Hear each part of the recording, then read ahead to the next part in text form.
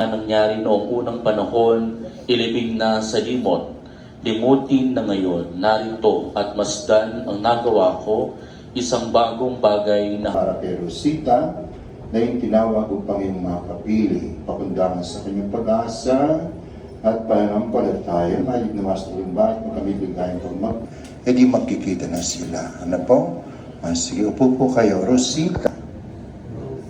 Hindi po. Hindi. Ano ibig sabihin Rosita? Sapagkat yung pangalan natin, yun ang kanyang misyon. Ang meaning ng Rosita, tatlo. Una, love. Pangalawa, courage. Pangatlo, beauty. Huwag niyong kalilimutan, ha? Kaya kita niyo ang nanay, beauty.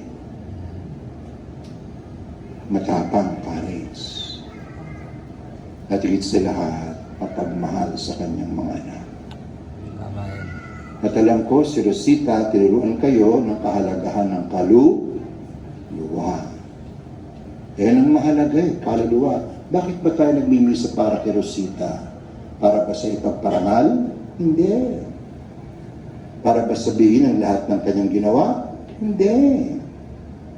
Hindi yan tinitignan ng Diyos. Ang tinitignan ng Diyos ay ang kaluluwa.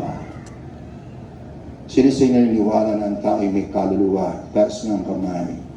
Sino naniniwala? Taas ng kamay. Kung naniniwala kayo, ang tanong, meron bang bigat ang kaluluwa? Meron bang bigat ang kaluluwa? Sino may sabing meron? Taas ng kamay. Sino may sabing wala? Taas ng kamay. Mahirap din kayong kausap. Ano? Pag sinabing meron, walang tumaas. Pag sinabing wala, walang tumaas. Pero ito na ngayon, sino sa inyo may cellphone? Taas ka ng kamay. Kami. Lahat, di ba? Sinong walang cellphone? Taas ka ng kamay. Bumili ka.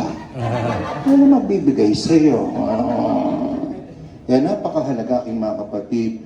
Tingnan nyo nga, buksan niyo ang cellphone niyo. Tingnan niyo, weight of the soul. Tingnan, weight of the soul. Timbang ng kaluluwa. Tingnan natin kung meron. W-E-I-G-H-T. Weight of the soul. Sige nga, para sa kaalaman ng lahat kung meron man. Bigat ng kaluluwa. W-E-I-G-H-T.